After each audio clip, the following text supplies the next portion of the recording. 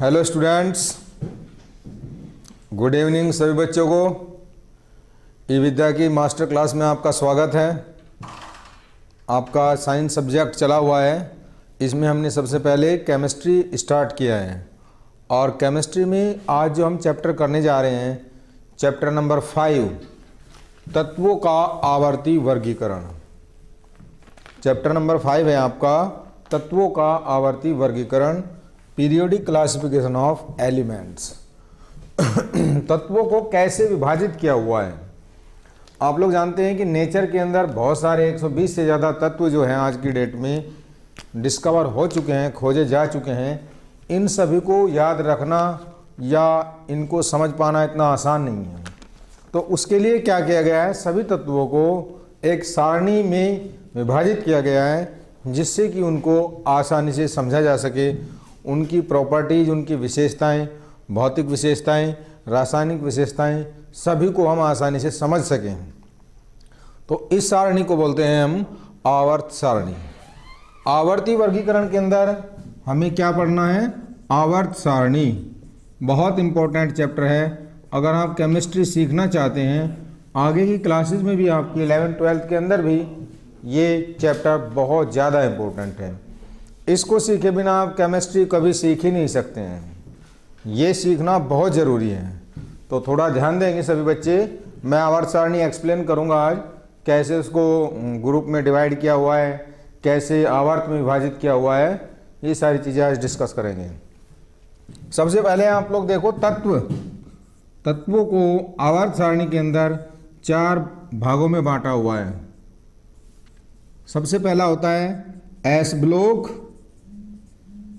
P block, D block और चौथा number होता है एफ ब्लॉक। ये 4 ब्लॉक होते हैं। इन चारों ब्लॉकों के अंदर क्या होता है, आवर्त सारणी को विभाजित किया हुआ है। इसके अंदर एस ब्लॉक के अंदर सभी तत्व जो होते हैं ये धातु होती हैं। इसके अंदर धातु, अधातु और उपधातु सभी होती हैं। डी ब्लॉक के अंदर धातु होती हैं और एफ ब्लॉक के अंदर भी सभी क्या होती हैं, धातु होती हैं। ठीक है। अब धातु अधातु की परिभाषाएं मैं सेकंड चैप्टर में आप लोगों को बता चुका हूँ। उनकी भौतिक और रासायनिक विशेषताएं सभी चीज़ें बस समझाई जा चुकी हैं।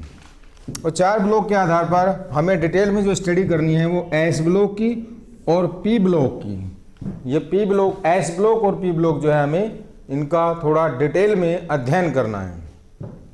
तो यहाँ पे मैं आप लोगों को बताऊंगा, इससे पहले इलेक्ट्रॉनिक विन्यास कैसे लिखते हैं।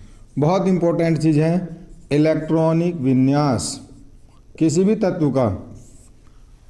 जैसे आपको पता है कि LMN, ये 4 टाइप की कक्षाएं होती हैं। परमाणु के मध्य में क्या होता है, एक नाभिक होता है। इसके चारों तरफ कक्षाएं होती हैं जिसके अंदर इलेक्ट्रॉन जो होता है वो लगातार घूमता रहता है। ये नाभिक, ये K सेल, L कक्षा, M कक्षा और N कक्षा, इन चारों के अंदर इलेक्ट्रॉन जो होता है वो लगातार घूमता रहता है। ठीक है। अब यहाँ पर हमें इलेक्ट्रॉनिक विन्यास का मतलब होता है कि किसी भी तत्व के अंदर जितने इलेक्ट्रॉन होते हैं उन इलेक्ट्रॉन्स को हम क्या करते हैं, इन कक्षाओं के अंदर विभाजित कर देते हैं। जैसे कि हाइड्रोजन का परमाणु क्रमांक 1 होता है तो K कक्षा के अंदर 1 इलेक्ट्रॉन होगा। हीलियम का परमाणु क्रमांक 2 होता है तो K कक्षा के अंदर 2 इलेक्ट्रॉन होंगे। लिथियम का 3 होता है, इसके अंदर 2 हो जाएगा, इसके अंदर 1 हो जाएगा। बेरिलियम का परमाणु क्रमांक 4 होता है, यहाँ भी 2 हो जाएगा और यहाँ भी 2 हो जाएगा। बोरॉन का 5 होता है, यहाँ इलेक्ट्रॉन 2 हो जाएंगे, यहाँ 3 हो जाएंगे। इसके बाद कार्बन 6 आता है, यहाँ इलेक्ट्रॉन 2, यहाँ 4 हो जाएंगे। इस कक्षा में 8 से ज़्यादा इलेक्ट्रॉन कभी नहीं हो सकते हैं। जैसे इसके अंदर 8 इलेक्ट्रॉन आ जाएंगे तो वो क्या हो जाएगा, अगला इलेक्ट्रॉन फिर जो 9वां इलेक्ट्रॉन होगा वो M के अंदर चला जाएगा। इसके बाद इस तरीके से इलेक्ट्रॉनिक विन्यास हम भरते चले जाएंगे। नाइट्रोजन का परमाणु क्रमांक 7 होता है, यहाँ हम 2 लिखेंगे और 5 लिखेंगे। फ्लोरीन का, ऑक्सीजन का 8 होता है, 2 और 6। फ्लोरीन का 9, 2, 7 इस तरीके से लिखते रहेंगे। फ्लोरीन के बाद नियोन आता है 2, इसका 10 होता है, 2, 8। अब 8 नंबर पे ये कक्षा जो है भर चुकी है।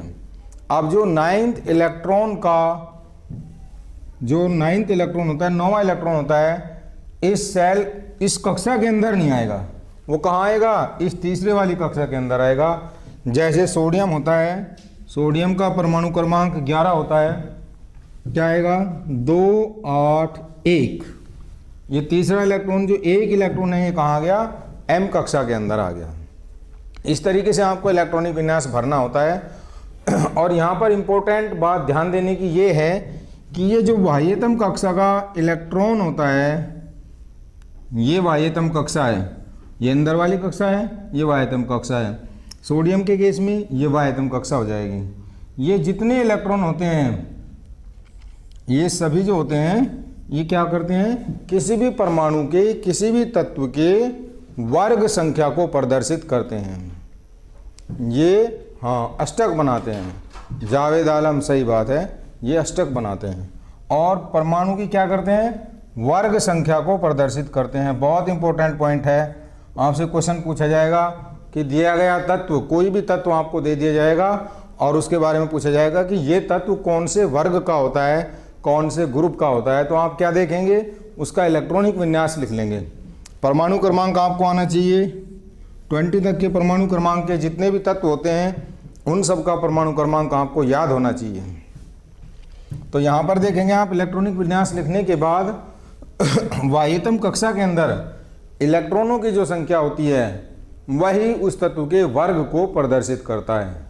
जैसे हाइड्रोजन, बाह्यतम कक्षा में 1 इलेक्ट्रॉन है, इसका मतलब इसका वर्ग हो गया पहला। हीलियम, ये थोड़ा अलग होता है, निष्क्रिय गैस जो होती हैं। यहाँ पर लिथियम जो होता है, इसकी बाह्यतम कक्षा में 1 इलेक्ट्रॉन होता है, प्रथम वर्ग का तत्व होता है। बेरिलियम की बाह्यतम कक्षा में 2 इलेक्ट्रॉन होते हैं, दूसरे वर्ग का तत्व होता है। बोरॉन जो होता है, बोरॉन की बाह्यतम कक्षा में 3 इलेक्ट्रॉन होता है और इसकी ये कौन से वर्ग का तत्व हो गया? तीसरा। इस तरीके से चौथा, 5वां, 6ठा, 7वां, 8वां वर्ग हो गया। और सोडियम कौन से वर्ग का आ गया? फिर से इसकी बाह्यतम कक्षा में 1 इलेक्ट्रॉन आ गया, तो ये भी क्या हो गया? प्रथम वर्ग का तत्व हो गया। ठीक है, तो बाह्यतम कक्षा के इलेक्ट्रॉन देख के आप क्या करेंगे? वर्ग को पहचान लेंगे। 8 वर्ग अधिकतम होते हैं, 8 से ज़्यादा नहीं होते हैं। तो ये नहीं सोचना कि 9 वर्ग भी हो सकते हैं। मैक्सिमम वर्ग कितने होते हैं? 8 वर्ग होते हैं। ग्रुप जो होती हैं, वर्ग संख्या होती है, वो 8 होती है। अब मैं आवर्त सारणी पे आ रहा हूँ। आवर्त सारणी का मैं एक एक वर्ग और आवर्त के बारे में डिस्कस करूँगा अभी।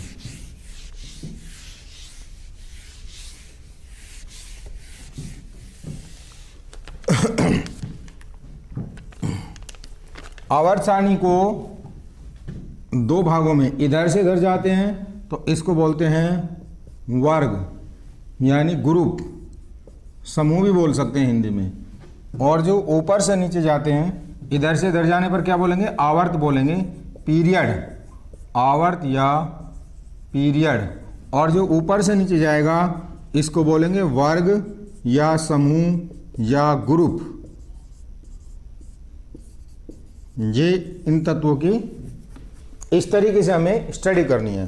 तो मैं एक एक करके ग्रुप का नाम लिखता चलूँगा, आप लोग थोड़ा इसको ध्यान देंगे। प्रथम वर्ग जो होता है, फर्स्ट ग्रुप होता है आवर्त सारणी का। पहला तत्व जो होता है हाइड्रोजन, ये प्रथम तत्व होता है आवर्त सारणी का। तनु शर्मा, याद करने के लिए कोई छोटा फॉर्मूला बताना प्लीज़। हाँ, छोटा फॉर्मूला तो थोड़ा सा प्रैक्टिस करनी पड़ेगी। ऐसा तो कोई शॉर्टकट नहीं है कि एक ही बार में आपको आवर्त सारणी याद हो जाए, क्योंकि इसके अंदर बहुत सारे तत्व होते हैं। तो प्रैक्टिस आप 4, 5, 6 बार प्रैक्टिस करेंगे। आप क्या करेंगे? बुक के अंदर जो आपको दिया हुआ है आवर्त सारणी का एक चार्ट बना लेंगे और उन तत्वों को वर्ग के हिसाब से डेली रिवाइज करेंगे कि पहले वर्ग में कौन सा आता है, फिर दूसरे में। इस तरीके से थोड़ा प्रैक्टिस करने पर ही ये चीज़ें याद होंगी। पहली बार में ऐसा कोई फॉर्मूला नहीं होता है कि भाई आपको एक ही दम याद हो जाए।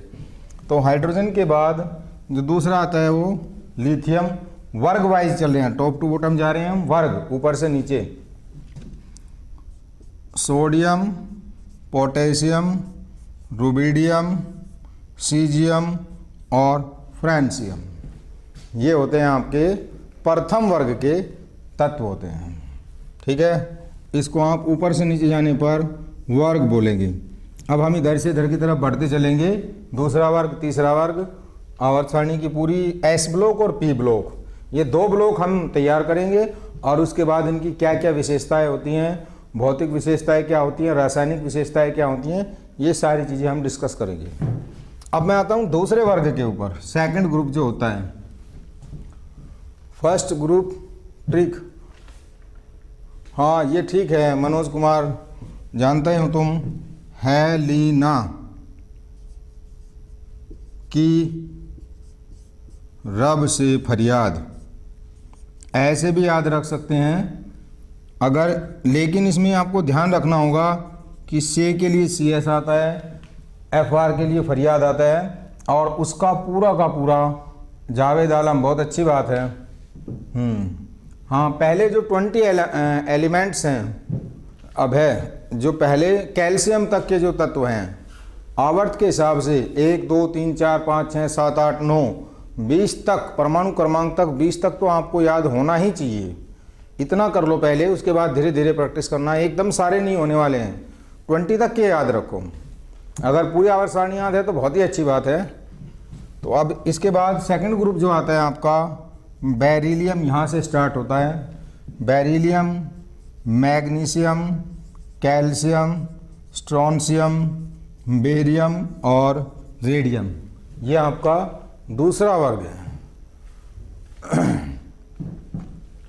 हाँ तनु शर्मा, ठीक है, 20 तक लर्न कर लो, बहुत है। अभी आपका 10th का जो कोर्स है वो 20 तक ही उसमें से क्वेश्चन पूछे जाएंगे। आगे के जितने तत्व हैं वो आपकी 11वीं और 12वीं कक्षा में आएंगे। फिलहाल आप 20 तक ही इनको याद करो। हाँ बहुत अच्छी बात है, 20 तक याद है रिया यादव के, वेरी गुड। इसके बाद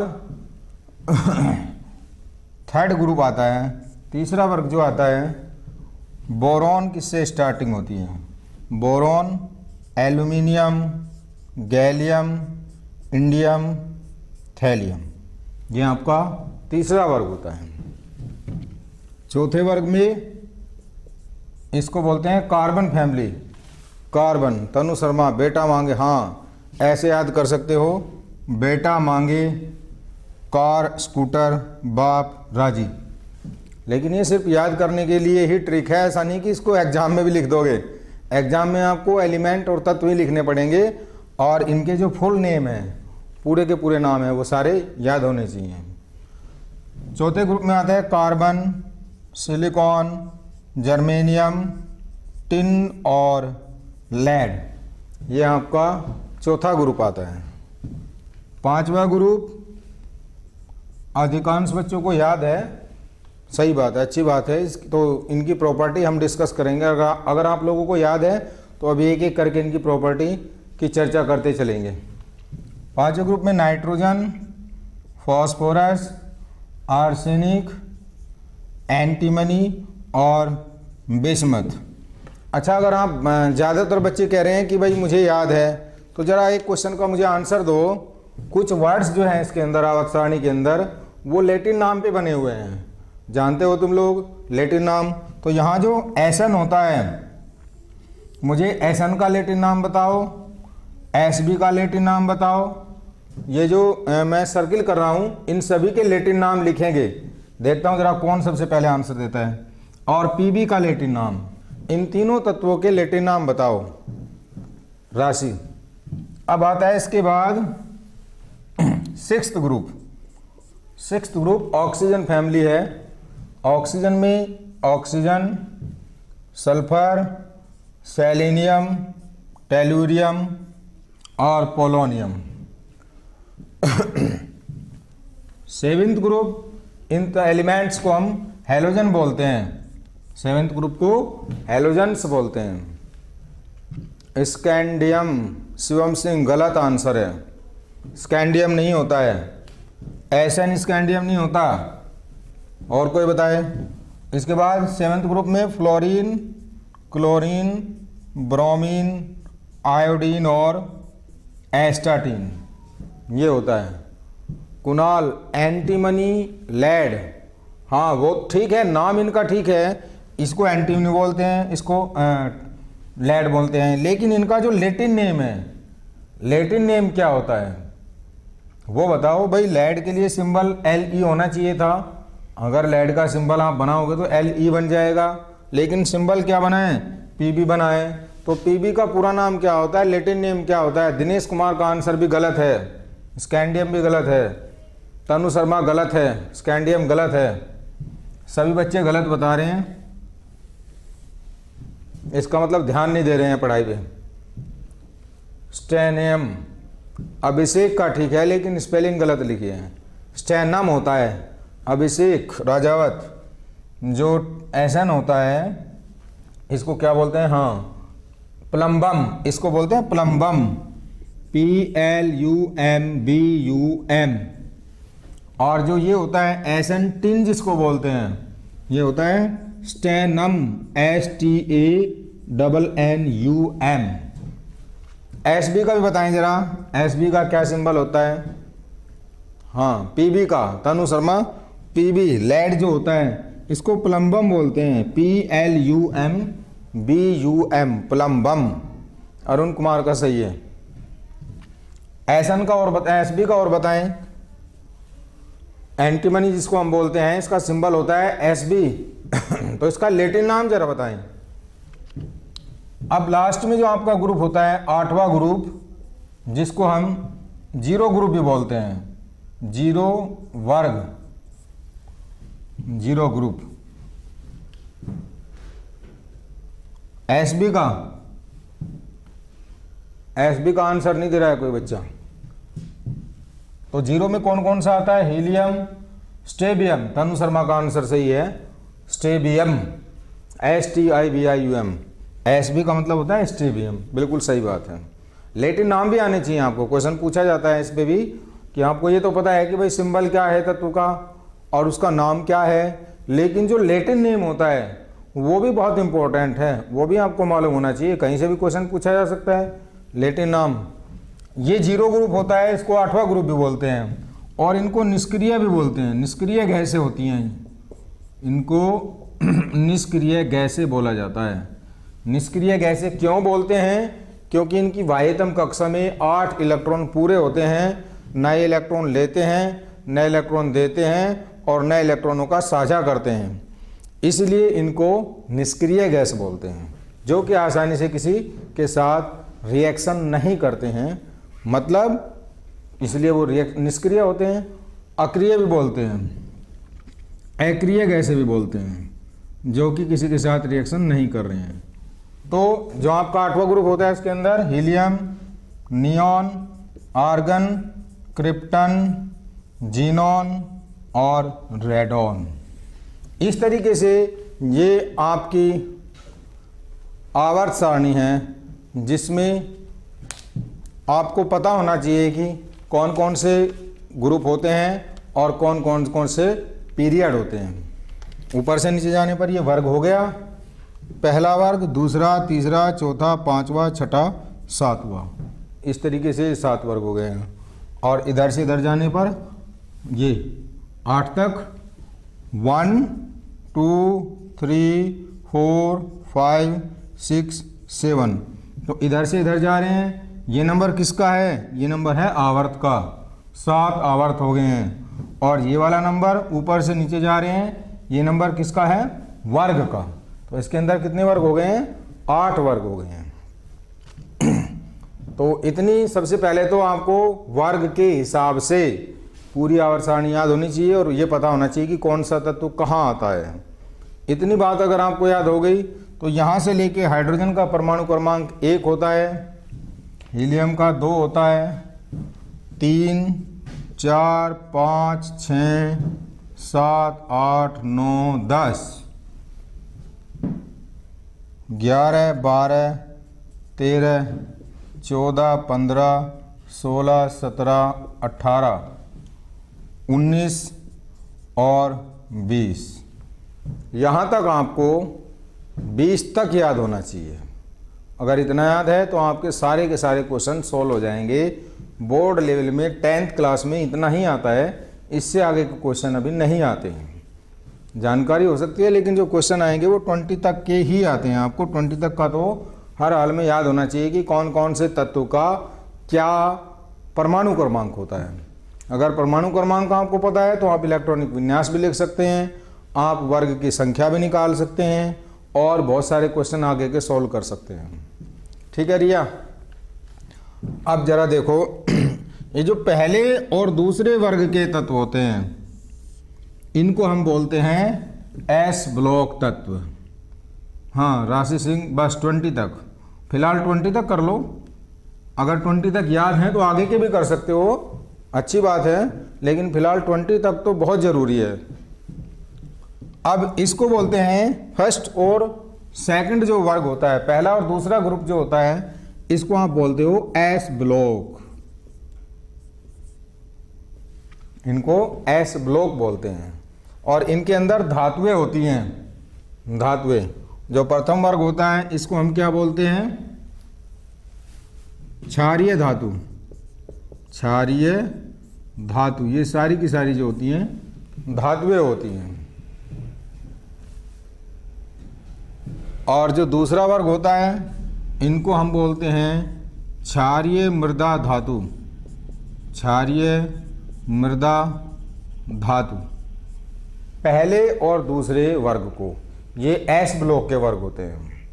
इंपॉर्टेंट क्वेश्चन है, क्षारीय धातुएं कौन सा वर्ग होता है, उसके अंदर कौन कौन सी धातुएं आती हैं, और क्षारीय मृदा धातुएं कौन सा वर्ग होता है, इसके अंदर कौन कौन सी धातुएं आती हैं। अब इसके बाद यहाँ से लेके यहाँ तक, तीसरे वर्ग से लेके 8वें वर्ग तक, तीसरा, चौथा, पांचवा, छठा, सातवां, आठवां, इनको बोलते हैं हम पी ब्लॉक। स्मॉल पी होता है, कैपिटल नहीं होता है। बहुत से बच्चे कैपिटल लिख रहे हैं, गलत हो जाएगा। पी ब्लॉक के अंदर धातुएं भी होती हैं, अधातुएं भी होती हैं और उपधातु भी होती हैं, सभी आते हैं। ठीक है, इतनी बात सबसे पहले आपको याद होनी चाहिए। अब आगे की एक एक करके मैं बातें डिस्कस करता चलूँगा। ये बात समझ ही चुके होंगे आप लोग। अच्छा, सोडियम का कोई बच्चा Na का लैटिन नाम बताओ जरा, कोई बच्चा बताइए Na का। Na सोडियम को बोलते हैं। तो सोडियम का जो नाम होता है, सिंबल जो होता है वो SO होना चाहिए था, लेकिन यहाँ पर जो सिंबल दिया है सोडियम का, जो प्रतीक दिया है वो Na दिया है। तो Na का क्या लैटिन नेम होता है और पोटेशियम का क्या होता है? दोनों के लैटिन नाम बहुत इंपॉर्टेंट हैं। What is the Latin name of sodium and potassium?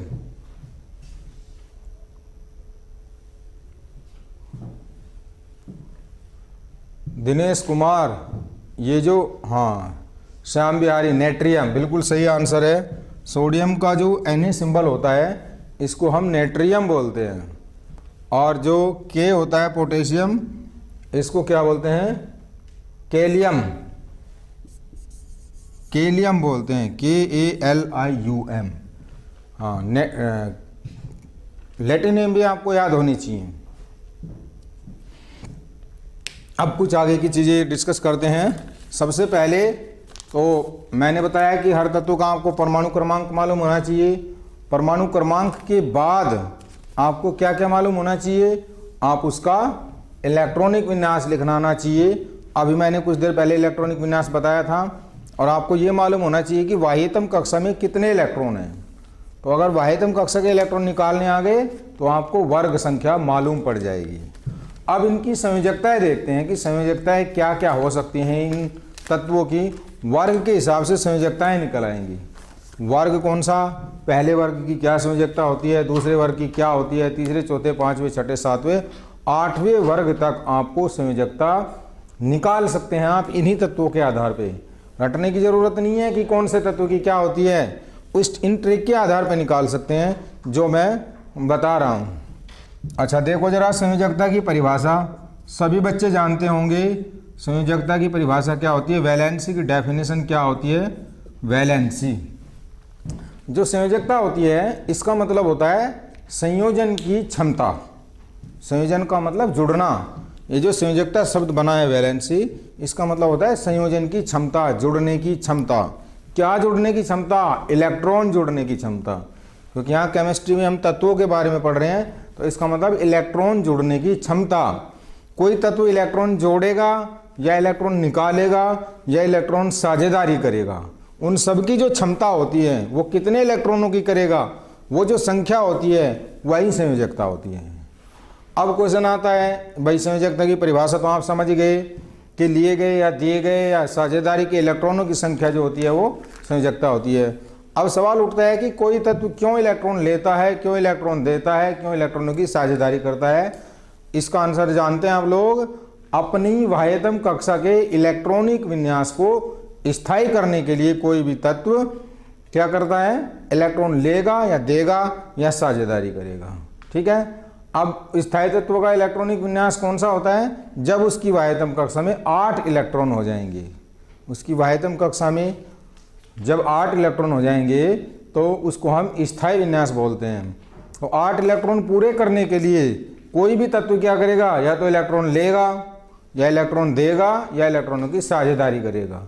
अगर 1 इलेक्ट्रॉन लेगा या देगा तो इसका मतलब क्या हो गया, उसकी संयोजकता 1 हो जाएगी। अगर 2 लेगा या देगा तो उसकी संयोजकता 2 होगी। 3 लेगा या देगा तो उसकी संयोजकता 3 हो जाएगी।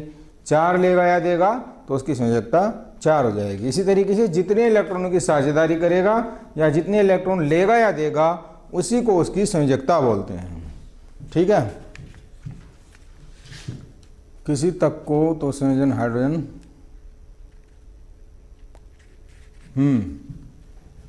ठीक है। पीयूष कुमार सिंह 8 इलेक्ट्रॉन्स। अब देखो जरा, ये जो प्रथम वर्ग के तत्व हैं, ये इनकी बाह्यतम कक्षा में 1 इलेक्ट्रॉन होता है।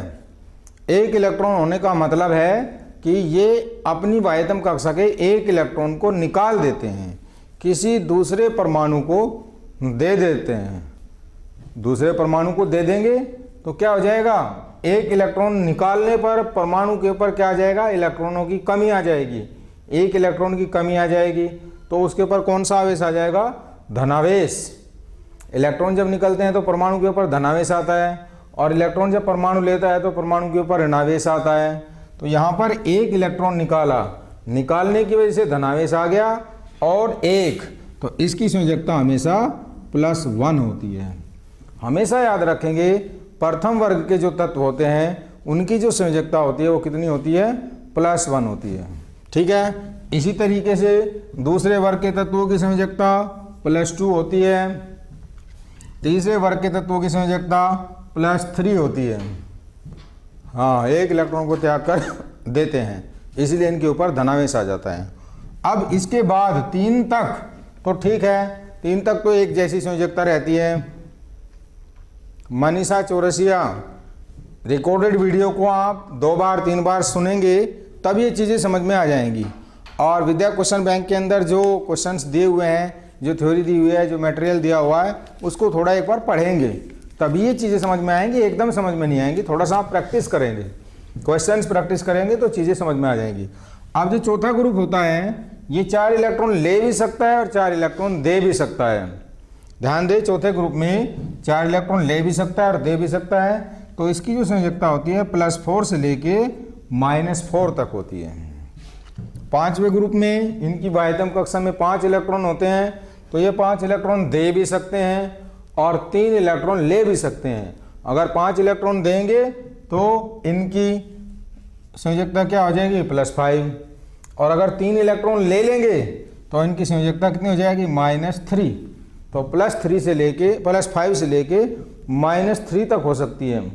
+5, +4, +3, +2, +1, -1, -2, -3, इस तरीके से ये हो सकती है। 6 नंबर पे आता है, इनकी बाह्यतम कक्षा में 6 इलेक्ट्रॉन होते हैं, तो 6 इलेक्ट्रॉन निकाल सकते हैं। 6 इलेक्ट्रॉन निकाल लेंगे तो संयोजकता कितनी हो जाएगी +6। उसके बाद 2 इलेक्ट्रॉन ले सकते हैं, अगर ये 2 इलेक्ट्रॉन ले लेंगे तो वायदम कक्षा का स्टक पूरा हो जाएगा। तो कितना हो जाएगा +6 से -2 तक हो जाएगा। समझ रहे हो आप? इस पॉइंट को नोट करते रहना और इसकी प्रैक्टिस करें जरा। वीडियो को, रिकॉर्डेड वीडियो आपके पास है, उसको 2-3 बार जरूर सुनेंगे आप, तभी चीज़ें समझ में आएंगी, क्लियर हो जाएंगी। इसके बाद ये आता है आपका 7th ग्रुप, 7वां वर्ग। हाँ जावेद खान, -2 इलेक्ट्रॉन ले लेंगे, सही बात है। 7वें वर्ग में इनकी वायतम कक्षा में कितने इलेक्ट्रॉन होते हैं? 7 होते हैं, तो +7 भी हो सकती है इनकी, +7 से लेके -1 तक हो सकती है, -1 तक, ठीक है। और जो 8वां वर्ग होता है, इनकी वायतम कक्षा में 8 इलेक्ट्रॉन होते हैं, न इनको इलेक्ट्रॉन लेने की ज़रूरत है और न इनको इलेक्ट्रॉन देने की ज़रूरत है, इसलिए इन तत्वों की जो संयोजकता होती है वो 0 होती है, 0। पीयूष कुमार सिंह, हाँ नोट करते हो, बहुत अच्छी बात है। अगर नोट कर रहे हो और इनको पढ़ रहे हो, तुम्हारे मार्क्स सबसे अच्छे आएंगे, ये बात पक्की है, ठीक है।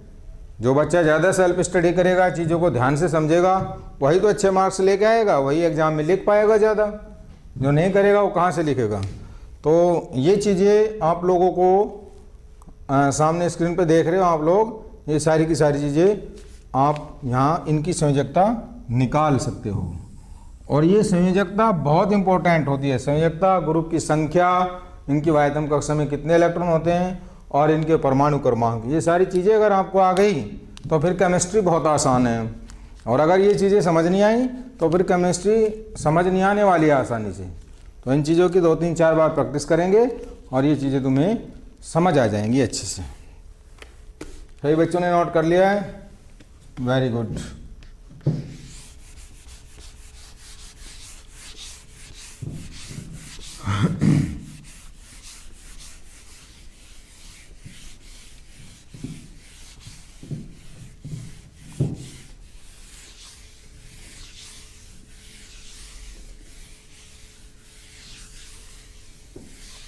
अब इनकी हम एक एक करके भौतिक और रासायनिक विशेषताएं देखते हैं। क्या क्या भौतिक विशेषताएं होती हैं आवर्त सारणी की? भौतिक विशेषताएं,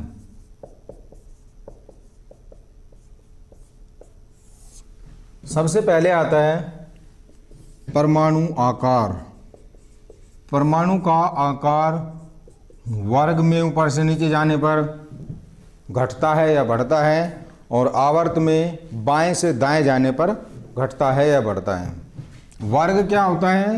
वर्ग होता है ऊपर से नीचे जाने पर। जब ऊपर से नीचे जाते हैं तो उसको बोलते हैं वर्ग। कैसे जाते हैं? ऐसे, यूं ऊपर से नीचे, इस तरीके से, इनको वर्ग बोलेंगे। और जो आवर्त होते हैं वो क्या होते हैं? बाएं से दाएं जब जाएंगे आप तो उसको बोलेंगे हम आवर्त। इधर से इधर चलेंगे तो वो आवर्त हो जाएंगे। अब ध्यान दें, परमाणु आकार वर्ग में क्या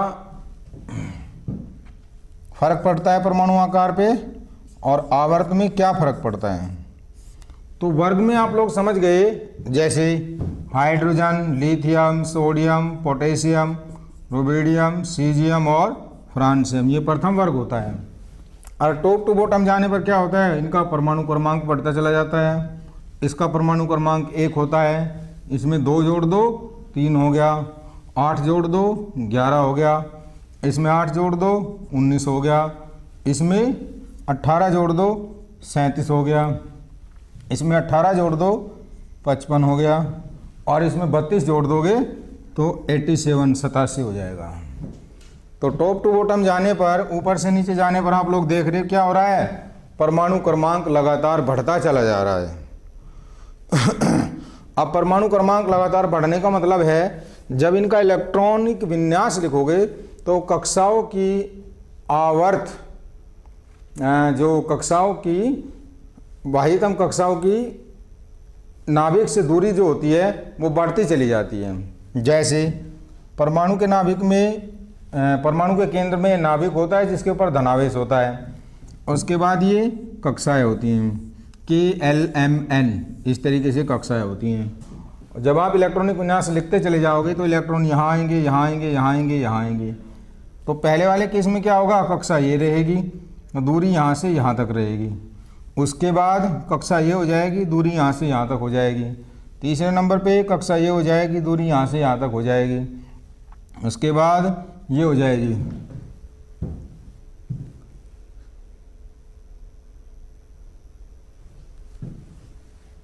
और इसके बाद सबसे लास्ट में ये टॉप टू बॉटम जाने पर ये हो जाती है दूरी। तो जैसे जैसे आप ऊपर से नीचे जा रहे हैं तो क्या हो रहा है, परमाणु का आकार बढ़ता चला जा रहा है। क्यों?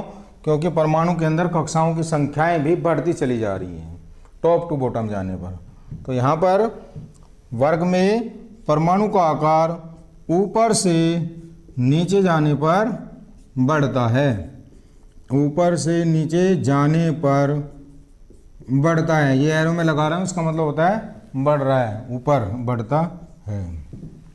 ठीक है बहुत इंपॉर्टेंट पॉइंट है परमाणु आकार का। अब आवर्त के बारे में समझेंगे, बहुत इंपॉर्टेंट है, आसानी से समझ में नहीं आएगा, 2-3 बार जब इसको प्रैक्टिस करोगे तब समझ आएगा। तो आवर्त में क्या होता है, इधर से इधर, बाएं से दाएं जाने पर परमाणु का आकार जो होता है वो घटता चला जाता है। दिनेश कुमार, क्या कमेंट है तुम्हारा, सिर्फ मेरा कमेंट पढ़िए, पढ़ते हैं, ठीक है। तो बाएं में, आवर्त में परमाणु का आकार बाएं से दाएं जाने पर घटता है। ठीक है, क्यों घटता है इसको समझ लेंगे। यहाँ पर ये नाभिक है, नाभिक के चारों तरफ कक्षाएं हैं। वर्ग में क्या हो रहा है, वर्ग में तो कक्षाओं की संख्या बढ़ती चली जा रही है, कक्षाओं की संख्या बढ़ती चली जा रही है, तो उसमें नाभिक की वाह्यतम कक्षा के बीच की दूरी भी बढ़ती चली जा रही है। जैसे जैसे कक्षाओं की संख्या बढ़ती चली जाएगी तो नाभिक की और वाह्यतम कक्षा के बीच की दूरी भी बढ़ती चली जाएगी, जिसकी वजह से वर्ग में ऊपर से नीचे जाने पर परमाणु का आकार बढ़ जाता है। लेकिन जो आवर्त होता है, आवर्त के अंदर जो कक्षा होती है वो कांस्टेंट होती है, वो स्थिर रहती है, लेकिन उसके अंदर जो इलेक्ट्रॉनों की संख्या होती है वो बढ़ती चली जाती है। इलेक्ट्रॉनों की संख्या जैसे बढ़ती चली जाएगी तो नाभिक जो है इलेक्ट्रॉनों को तेज़ी से अपनी तरफ आकर्षित करना शुरू कर देगा। तेज़ी से आकर्षित करना शुरू कर देगा तो क्या हो जाएगा, परमाणु का आकार जो है वो सिकुड़ता चला जाएगा। तो यहाँ पर आवर्त में बाएं से दाएं जाने पर परमाणु का आकार घटता चला जाता है। दोनों ही पॉइंट बहुत इंपॉर्टेंट हैं। क्वेश्चन पूछा जाता है कि परमाणु आकार क्या होता है और वर्ग में और आवर्त में परमाणु का आकार कैसे परिवर्तित होता है, इन चीज़ों से आप समझ सकते हैं। ये जो 2 पॉइंट मैंने बताए हैं, ठीक है। अब परमाणु आकार के बाद आते हैं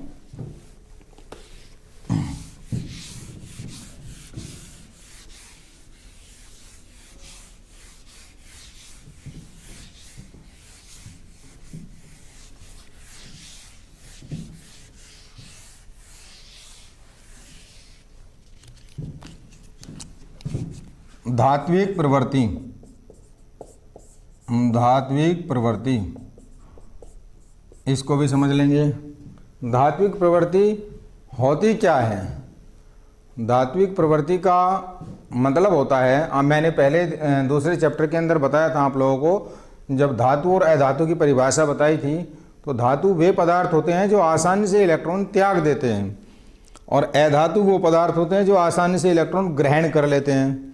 तो इलेक्ट्रॉन त्यागने वालों को धातु बोलते हैं और ग्रहण करने वालों को अधातु बोलते हैं। अब हमें यहाँ वर्ग में देखना है, ऊपर से नीचे जाने पर इलेक्ट्रॉन त्याग रहे हैं या इलेक्ट्रॉन ग्रहण कर रहे हैं। अब देखो, जैसे वर्ग में hydrogen, lithium, sodium, potassium, rubidium, caesium और फ्रांसियम। वर्ग में ऊपर से नीचे जाने पर क्या हो रहा है, परमाणु का आकार बढ़ता चला जा रहा है। परमाणु का आकार बढ़ने का मतलब क्या है, ये नाभिक है, ये कक्षाएं हैं।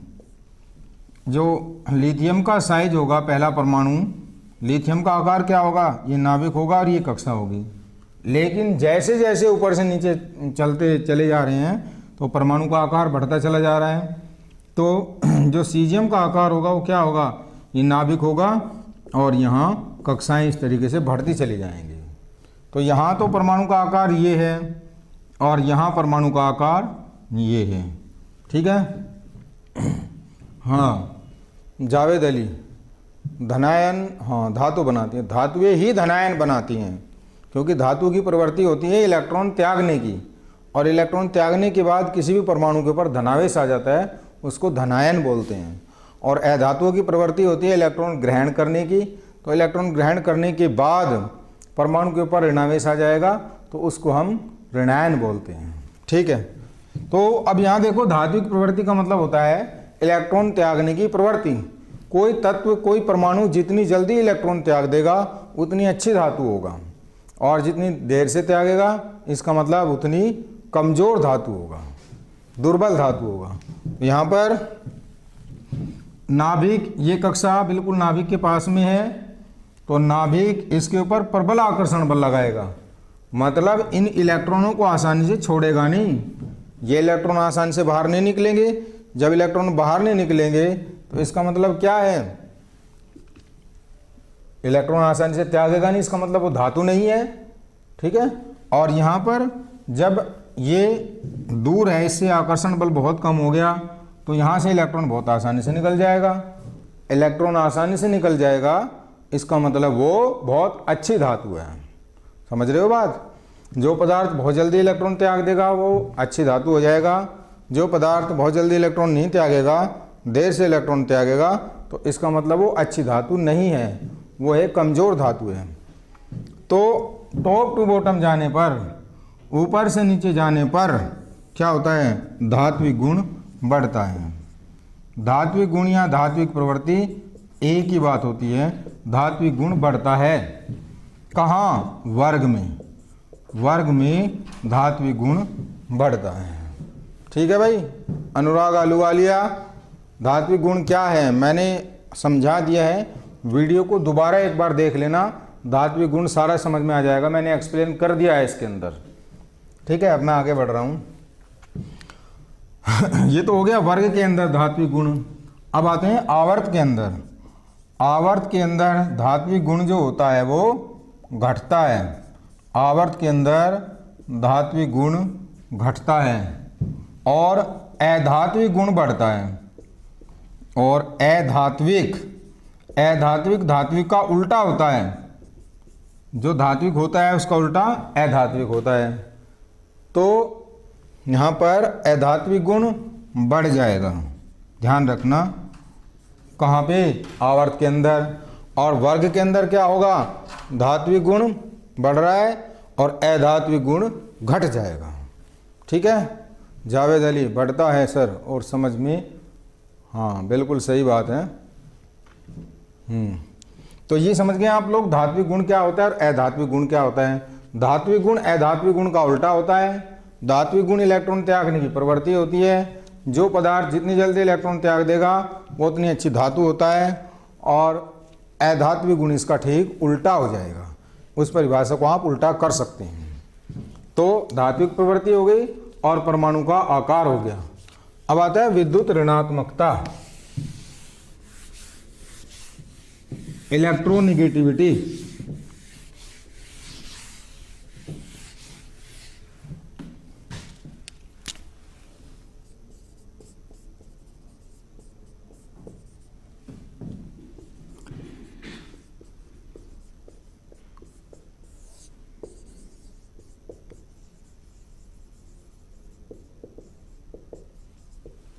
इलेक्ट्रोनिगेटिविटी, विद्युत ऋणात्मकता क्या होती है? इलेक्ट्रॉन को किसी पदार्थ द्वारा, किसी परमाणु द्वारा, किसी तत्व द्वारा इलेक्ट्रॉन को अपनी तरफ आकर्षित करने की जो प्रवृत्ति होती है उसको बोलते हैं विद्युत ऋणात्मकता। इलेक्ट्रॉन को अपनी तरफ आकर्षित करने की जो प्रवृत्ति होती है उसको विद्युत ऋणात्मकता बोलते हैं। अब वर्ग में ऊपर से नीचे जाने पर, वर्ग में ऊपर से नीचे जाने पर, ऊपर से नीचे जाने पर विद्युत ऋणात्मकता घट जाती है। विद्युत ऋणात्मकता घटती है और आवर्त में बाएं से दाएं जाने पर विद्युत ऋणात्मकता बढ़ती है। बाएं से दाएं जाने पर विद्युत ऋणात्मकता बढ़ जाती है। दोनों एक दूसरे का उल्टा होते हैं। यहाँ पे एक चीज़ ध्यान देने वाली है कि जो चीज़ वर्ग के अंदर घट रही है वो आवर्त के अंदर बढ़ जाएगी, और जो चीज़ वर्ग के अंदर बढ़ रही है वो आवर्त के अंदर घट जाएगी। इस तरीके से आप समझ सकते हैं, क्योंकि ये एक दूसरे का उल्टा होते हैं। अब विद्युत ऋणात्मकता जो और परमाणु का आकार के बीच में जो संबंध होता है वो एक दूसरे का उल्टा होता है। विद्युत ऋणात्मकता व्युत्क्रमानुपाती होती है, इन्वर्सली प्रोपोर्शनल होती है। किसके? परमाणु के आकार की। अगर परमाणु का आकार ज़्यादा है तो विद्युत ऋणात्मकता कम हो जाएगी, और परमाणु का आकार कम है तो विद्युत ऋणात्मकता ज़्यादा हो जाएगी। जैसे कि आप देख रहे हो, वर्ग में ऊपर से नीचे जाने पर परमाणु का आकार बढ़ता है, तो परमाणु का आकार बढ़ रहा है तो विद्युत ऋणात्मकता कम हो जाएगी।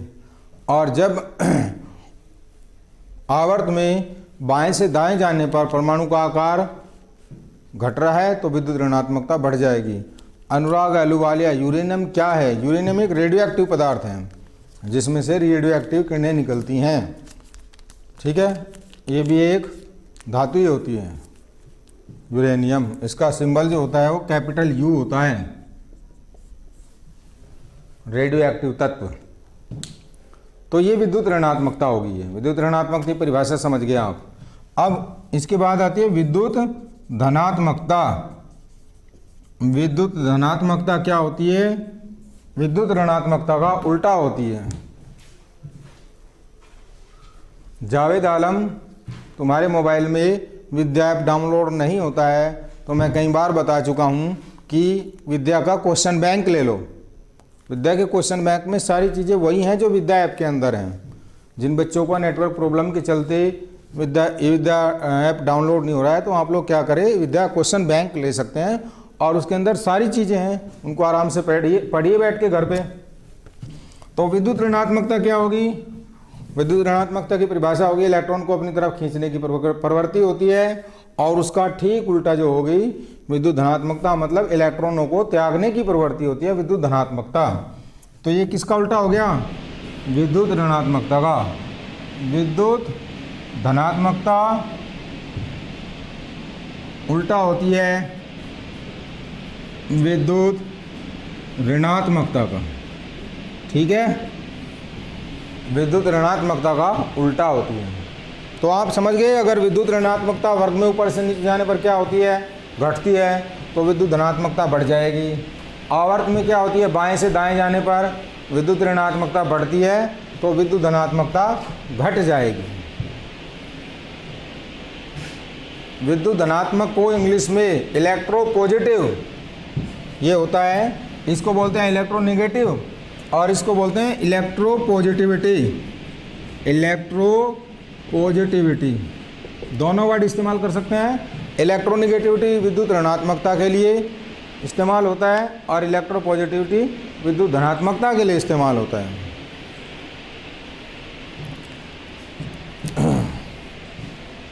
ये बातें क्लियर हैं? तो अभी मैंने क्या क्या चीज़ें डिस्कस की हैं।